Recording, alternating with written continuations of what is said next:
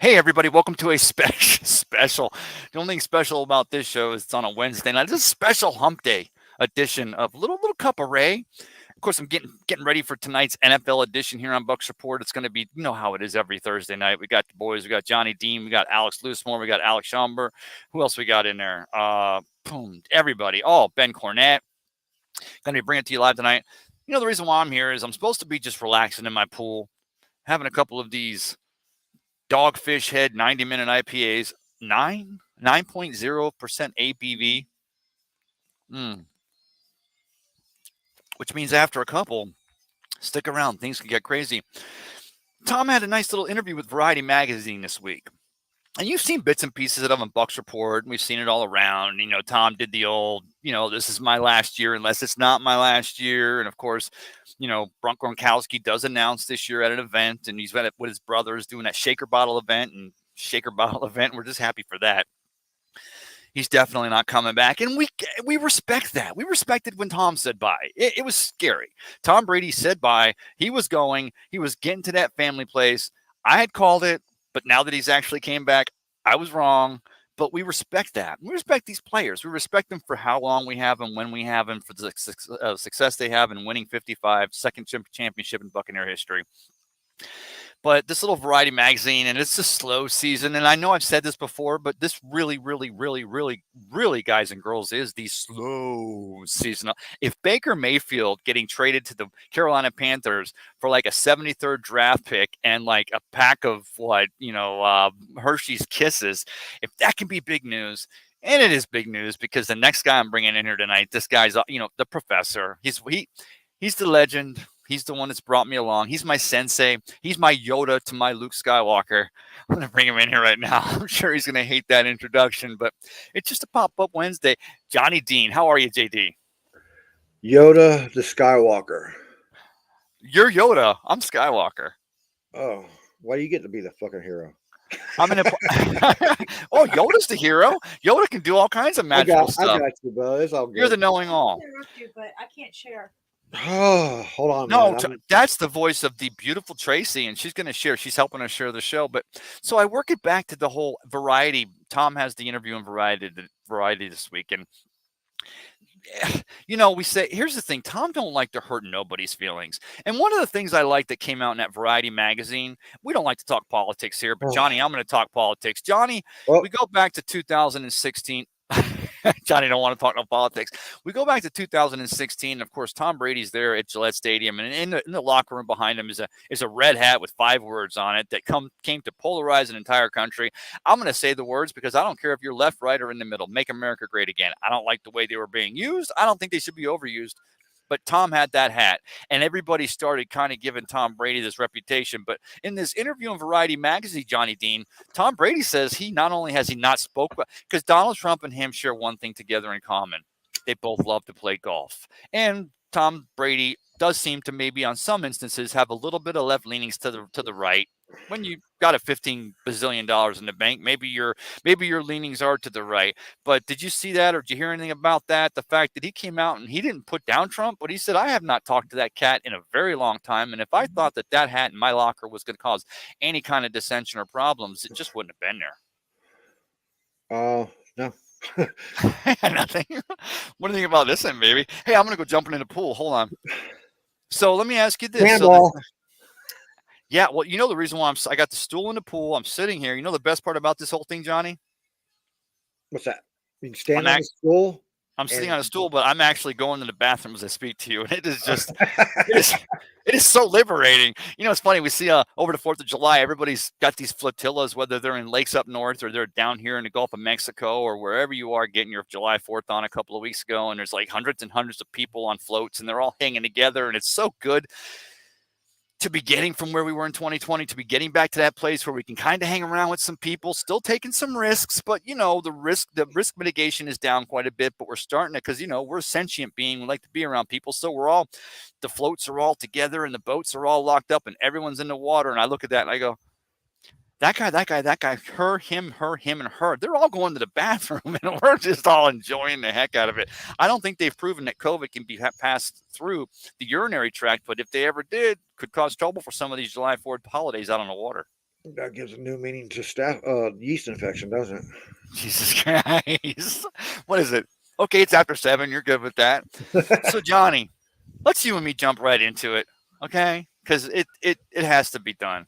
Oh, God, I wish I could show you this. You'll see the wind blowing behind me now. You'll start seeing there's a storm rolling in from Sarasota now, just coming in across the bay. So I'm not even sure how long I'll be able to stay on here.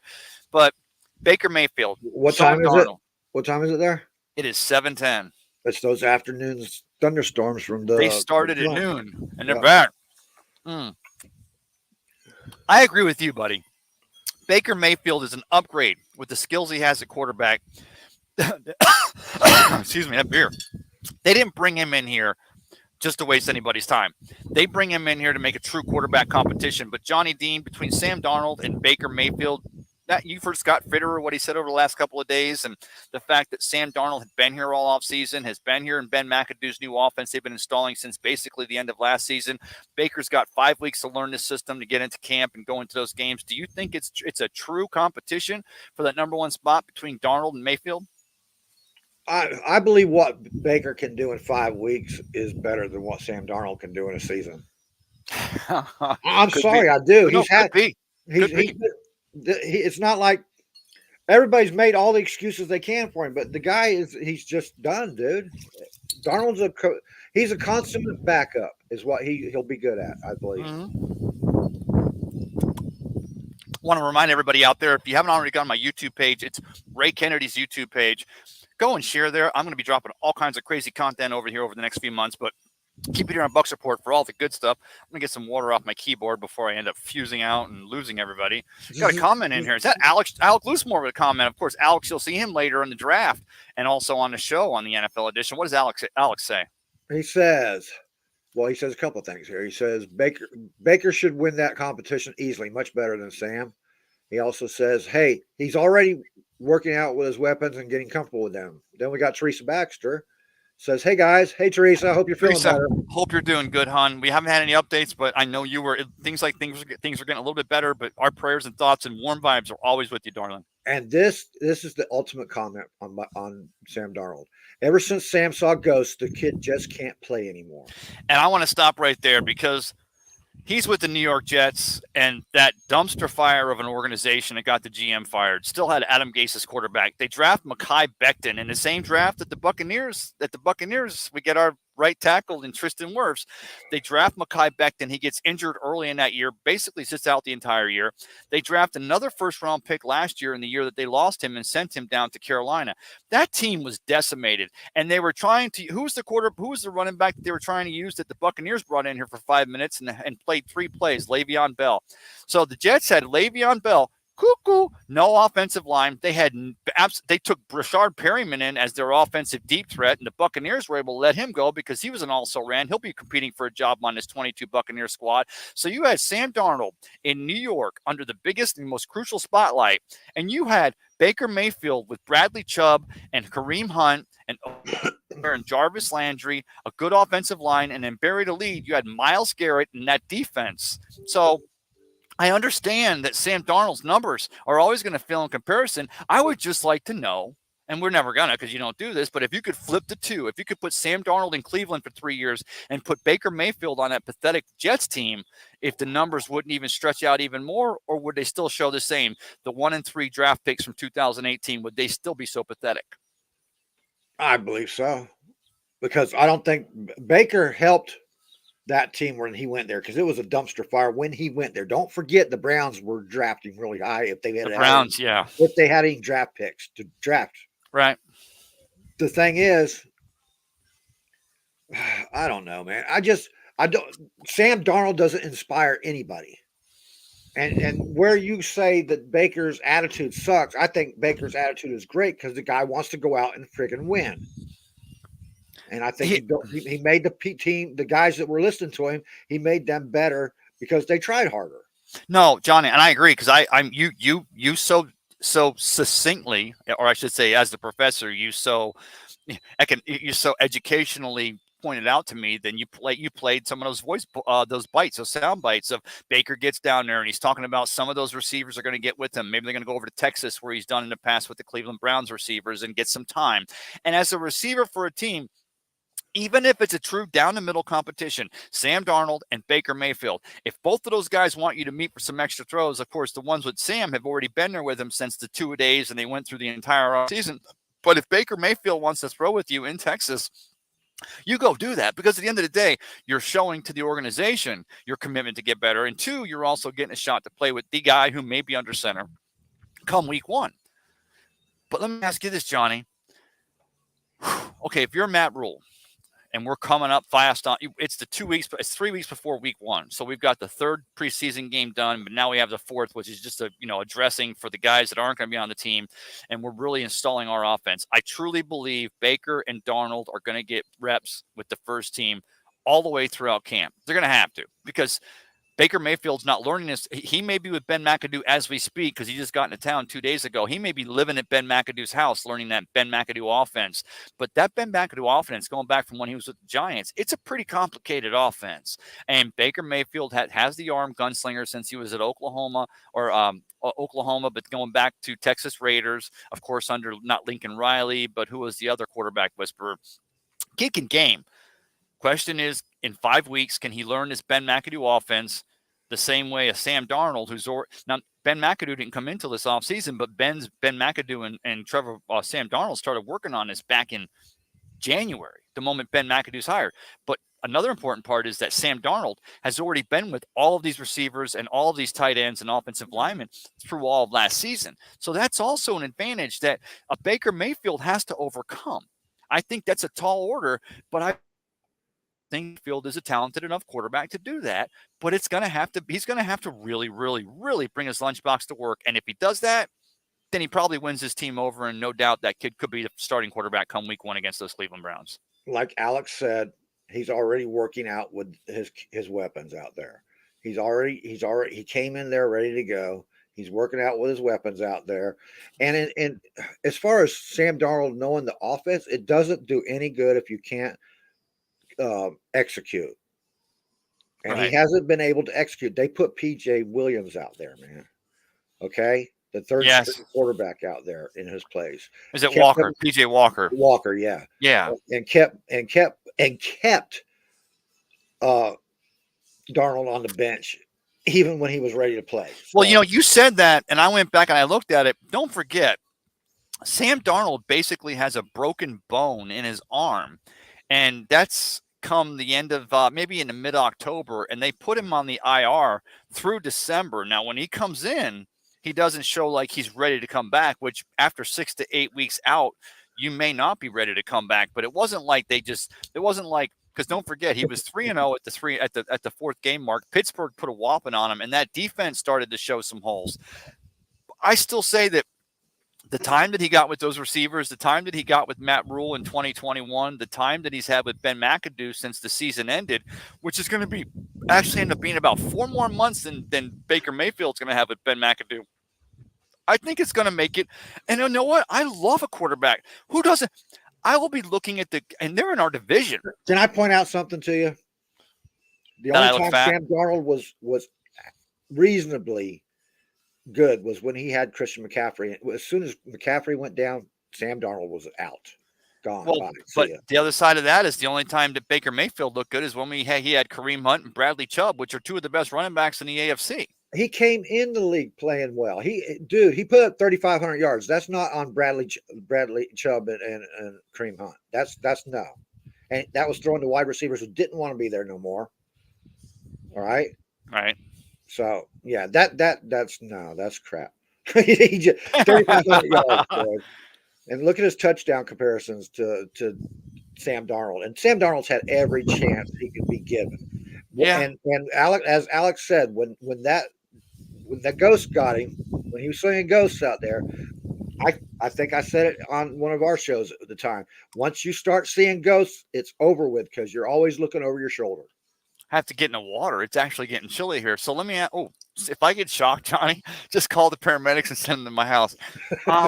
So let's get back to the whole hold on a minute. Let's get back to the whole God, I had it and I lost it.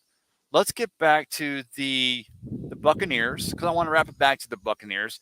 And let's get it back to the whole Tom Brady.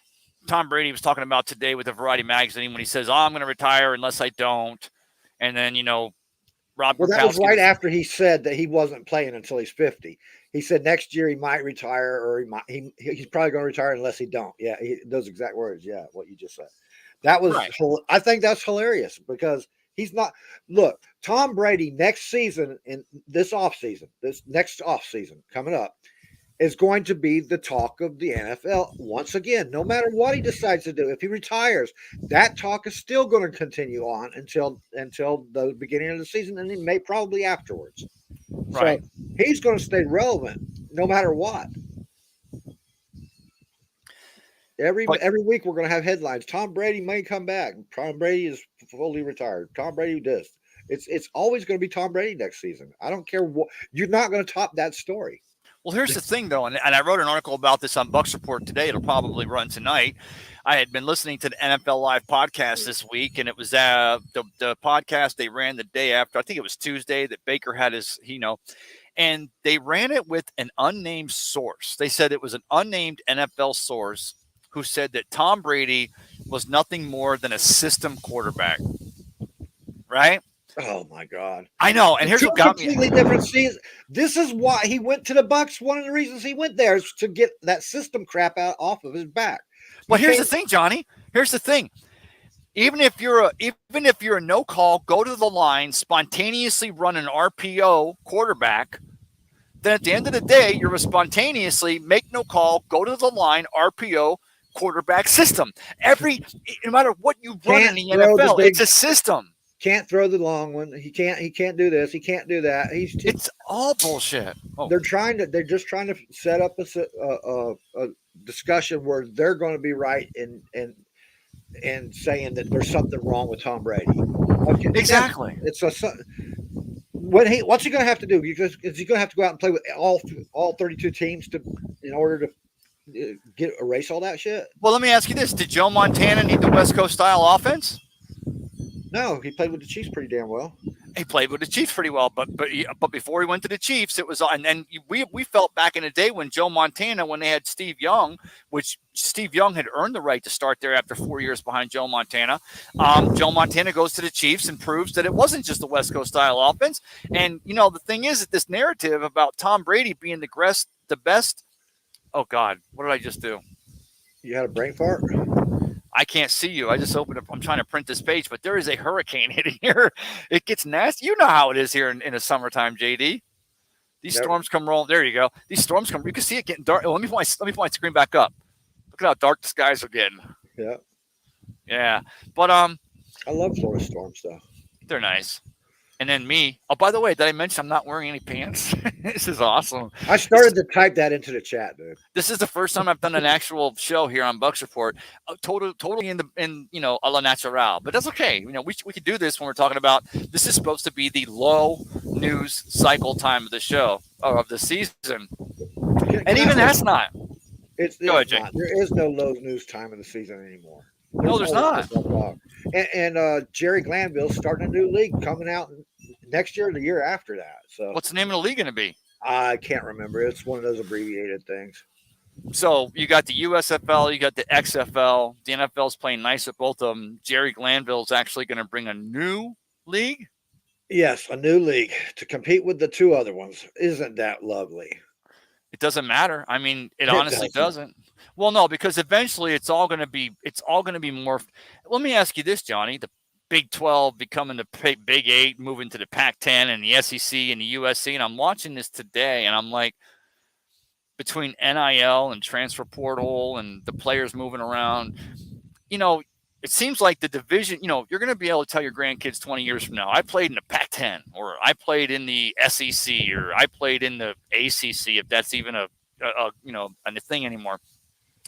But it's all about a money grab, trying to get the best teams. But at the end of the day, if these teams, we talked about this last week, JD, if these teams want to be competing for national titles, they want to be competing to be the best team in the country. It's not going to be anymore about divisional alignments where the winner of the SEC plays the winner of the SEC or the winner of the Big 10 plays the winner of the Pac-12. It's going to be just the teams with the best records from the best strengths of schedules are going to be lining up in these games, and we're going to get it on, and we're going to end up finding out with the best 4 teams at the end. They're going to be in there to have a chance for that national championship. No? Yeah, eventually, it's going to look like the NFL. I think you're going to have divisions inside the two. There's going to be 2 super conferences split down the middle, East West, and then the division rivals inside those conferences, and they'll all play at the end of the time. At the end of this is kind of what we've all been wanting. I think it's going to regionalize the teams, put everybody in their regions, and it's going to make it better. It's going to make it like a real playoff situation. Well, I'm glad you said that, because you said regionalized, and that's what I wonder. It's like, I listened to the new gentleman. He used to work for Rock Nation. Of course, Rock Nation is under. Thank you, Teresa. Sorry, Teresa shared and was letting her know. Isn't she the best? Teresa's the best. Tracy's the best, and Teresa's the best. But the gentleman who used to run Rock Nation, of course, Rock Nation is with the husband of whomever, Jay-Z, and now he's the head of the Big 12. And he says, we're going to run this thing to the best we can to make the biggest profits. So they're looking for the biggest teams to jump into the Pac-12. And the Pac-12 is going to have a Baylor, and they want to have a this, and they want to have a that. And your SECs are going to have your Gators and your and Louisiana States, and maybe your Auburns. And I'm like, these are all organizations that are grasping at straws to make extra profits, make money as they go. And sure, I would too. I mean, it's a business. Everything's a business. We've said this all along here on Bucs Report and anywhere else. If you ever want to figure out what's going on, follow the money. But I think we need to go to a full. Just don't stand up, right? Oh yeah, because I'm. Oh, that's not right. Was that Alec that said that? Yeah, Alex. Oh. And Keith's watching. Keith says he's watching for that butt. Oh, I got a little butt in there. Yeah, I have a paint on. Come on, what kind of a fool do you think I am? I have neighbors here. Don't ask that question. As we continue, what'd you say? Don't ask that question. You know the old saying, don't ask what you don't want to know. Yeah, I don't want to know. But as they continue to chop these teams up and everybody's moving around and everything, we talked about this last week on the NFL show, which was some really stimulating conversation about this. And Alex Loosemore, if Alex wasn't able to make it here tonight, but if you really want to know, and I think Johnny, you'll agree, if you really want to know a lot, because you played college football, but if you really want to know a lot about the college football landscape, divisionals, realignments, and what's going on, Alex Loosemore is your guy, isn't he? Oh, he's all over it. That cat, I mean, he was spitting knowledge, and I'm just like, it was like me back in the day when I was watching Run DMC or LL Cool J just spitting rhymes. I'm like, this guy is another level. But Alex was pointing out last week the differences between the alignments and everything, and I'm like, they just got to go regional and then let the colleges set up their schedules. You got to do a strength of schedule. You got to play a hard schedule. No longer can you play, no longer can you play the Salvation Army State, Division I, quadruple A. So they can get money. You got to be having these games on your schedule, or got to be teams that are going to continue to build your profile for the postseason if you have general or if you have real hopes to go for that national championship. Alex says he appreciates the shout out. Oh, I'm glad he's here. I know he couldn't be on the show here, but yeah, knowledgeable as heck. I love Alec. I tried to get him to come in here. How long have you been on? 23 minutes. So let's talk about something else that I was getting at. The briefs we're doing yesterday. We haven't heard anything about the Deshaun Watson briefs. You already said you're not wearing briefs. No, I have a buzz, John. You're taking advantage of me. Would you like to come over? No. But the thing about it is, Johnny, have you changed your ways? Do you still think Deshaun Watson spends the entire 2022 season on the bench, or are you starting to come around to the fact that the suspension? No, you're not coming around. Listen. What's his name in Dallas? He's got 6 weeks. He's got 6 game suspension right now, and it's not nothing compared to what Deshaun Watson's accused of. Okay, so no, that how you want to talk about unbiased and fair and all that stuff? Well, they have to do this correctly because there's women out there who will protest quickly over this. And the NFL knows that. And what is the NFL right now promoting? Women's fairness and equality, right? Yes. Now you put that all in context and tell me that he's going to come out of that with less than a year.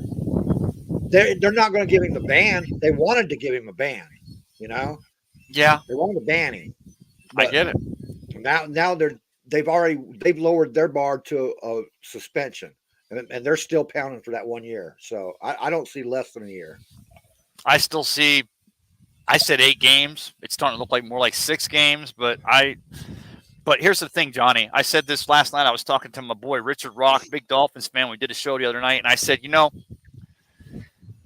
I don't need at this point, I'd like it, but I don't need an admission of guilt from Deshaun Watson. Look, I don't know if dude got freaky getting massages back in high school. I don't know if dude started getting massages and happy endings from a trainer in at college. I don't know if he was getting, massages with whatever kind of endings from some of the boosters or some of the team personnel on the college team there at Clemson.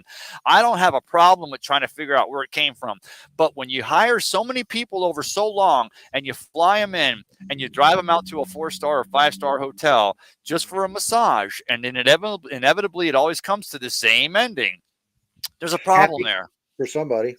Happy for him sometimes, but if I could just see that kid just say, hey, look, whether or not I had a problem, I don't think I did, and I haven't been found guilty of anything, but of my $230 million guaranteed contract I'm donating, I'm going to give $10 million or more to this organization for people that may really be in these situations, for victims of sexual assault and or domestic violence. If if Watson came out tomorrow and did that, Johnny, it would be like this. It would be washing the hands. I know that the NFL still has to settle whatever the judge is going to give him. I know that the NFL still has to figure out how many games they can afford to be without him, because he's going to be the biggest. He'll be the biggest money will move on to Deshaun Watson the day he comes back to play.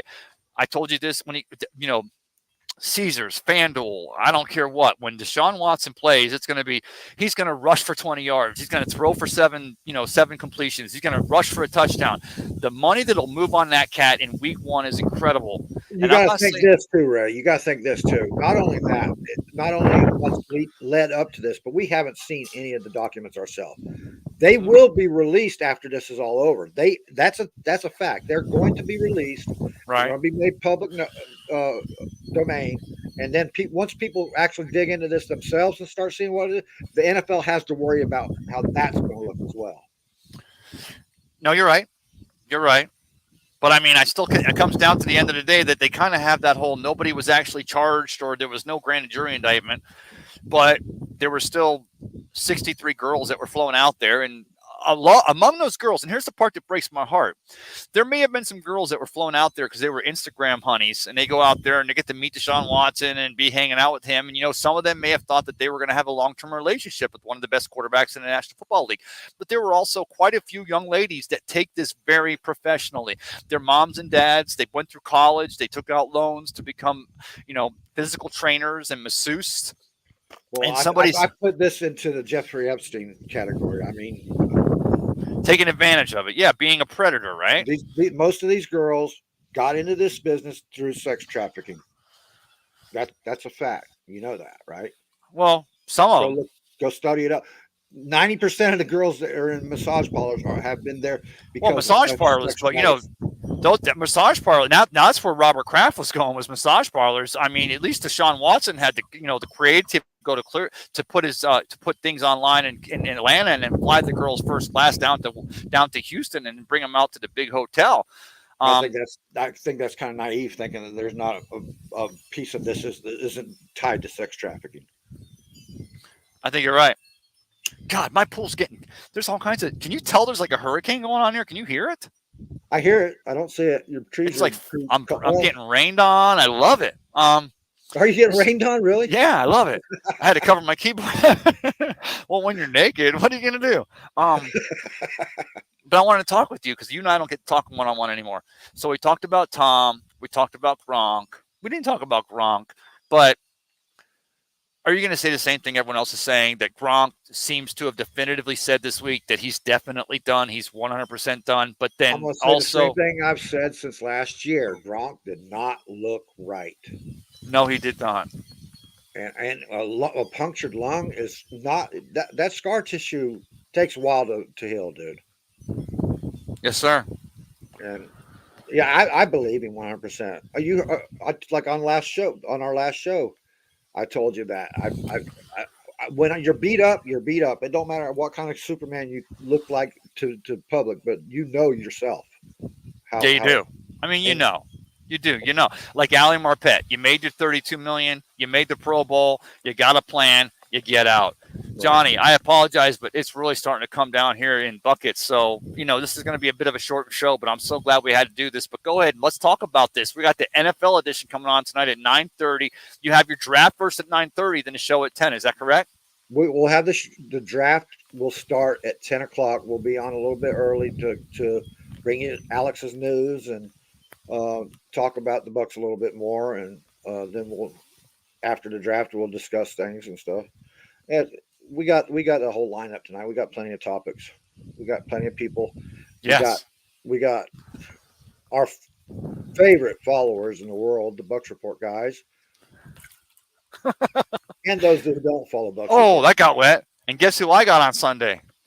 Who you got coming Sunday? I think I have James Canada, former Buccaneer defensive lineman, former Indianapolis coach, played for Dungy in both visiting family, and I think I got a lineup to meet him on Sunday, and we're going to do a two-shot, do a nice interview, and I want to pick his brain about everything Buccaneers.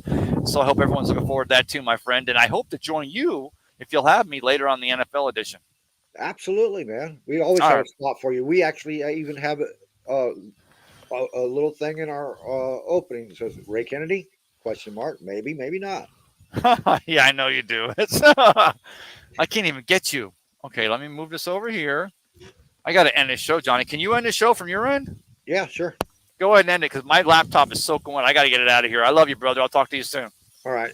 Been great with you. See ya. Have fun, guys.